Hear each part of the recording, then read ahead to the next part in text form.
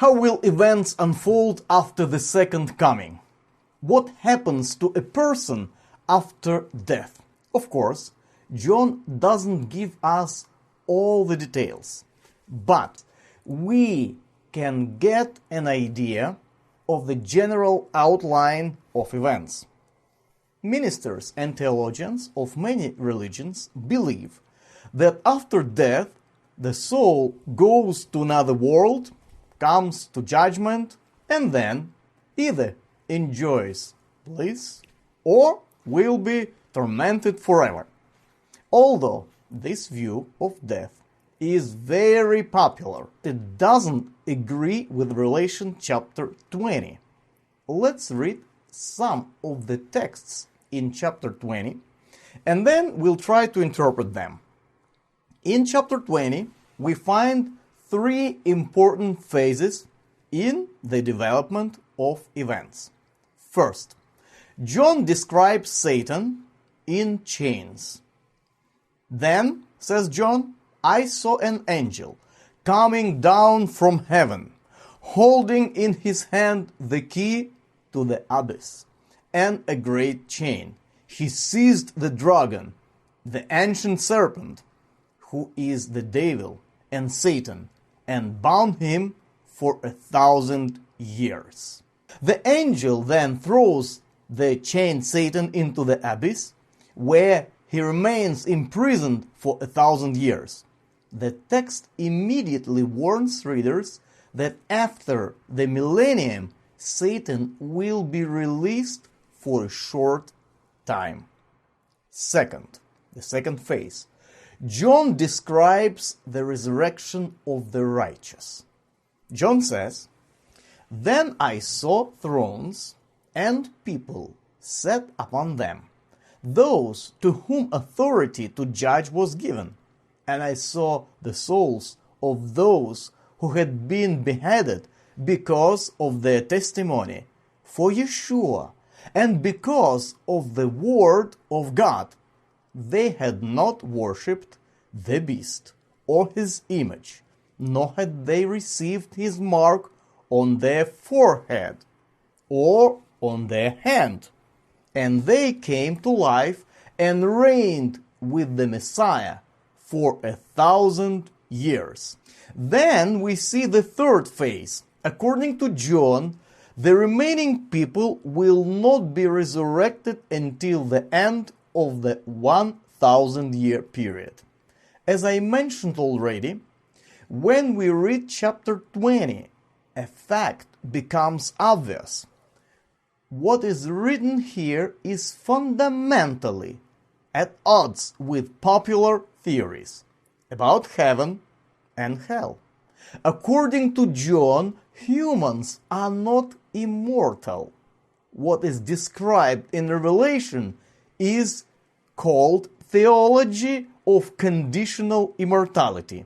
Despite the fact that such a theological view as conditional immortality is unpopular, it is nevertheless held by many believers. Among them are at least three influential church fathers: Ignatius of Antioch, Justin Martyr, and Irenaeus. At least in one of his sermons, John Wesley positively speaks about conditional immortality. Jehovah's Witnesses, Seventh-day Adventists, and the Church of God also hold this position today. Interestingly, John Stott, a worldwide leader of the evangelical movement, also supported the idea of conditional immortality. It doesn't mean that all evangelicals support this idea, but John Stott supported that. Why do these people believe in so-called conditional immortality? They believe that souls cannot exist separately from bodies based on the book of Revelation. Notice that Revelation chapter 20, verse 4, speaks of the souls under the altar being made alive. If the soul is already immortal, why must it come to life? Interesting. The idea that the souls are under the altar is idiomatic. The souls are pictured under the altar because the blood of Yeshua's disciples was shed exactly as the blood of sacrifices. But this is a metaphor, and it cannot be taken literally. Otherwise, we will have to believe that all dead righteous people are stored under the altar in the heavenly temple. But it's not the case. According to Revelation, the souls of the righteous will come to life. In other words, the resurrection of the righteous will happen. Then the resurrected people will reign for 1,000 years. John puts it this way: Blessed and holy is he who has part in the first resurrection. Over such the second death has no power. But they shall be priests of God and of Christ, and shall reign with him 1,000 years. If all righteous souls are in heaven and sinners are in hell, then what kind of resurrection are we talking about? In addition to that, John speaks of some kind of second death. What is that?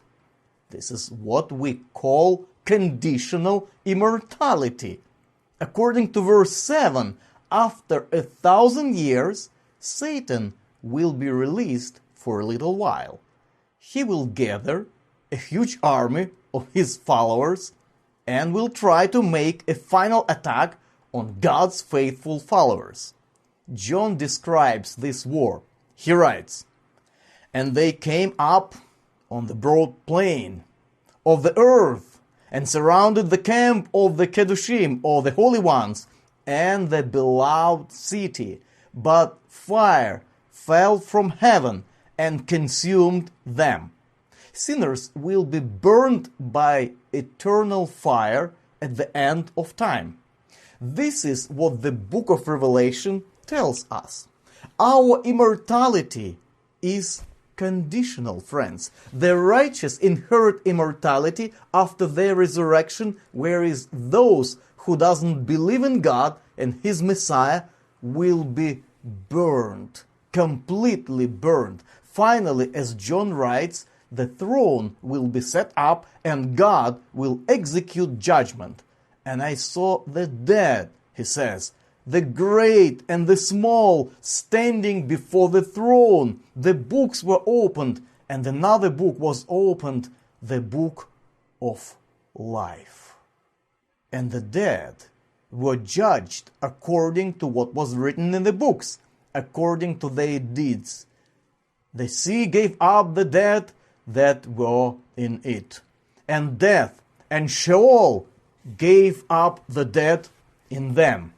Then they were each judged, each one of them, according to their deeds, at the end of time, not right after their death. After the judgment, the final punishment of the wicked will be carried out. Then death and Sheol were thrown into the lake of fire. This is the second death, says John. And if anyone was not found written in the book of life, he was thrown into the lake of fire.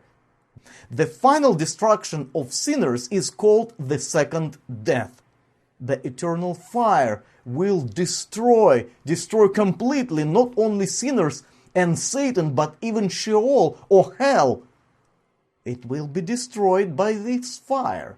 According to ancient beliefs, hell was not the place of fire for sinners. It was the destination of all dead people.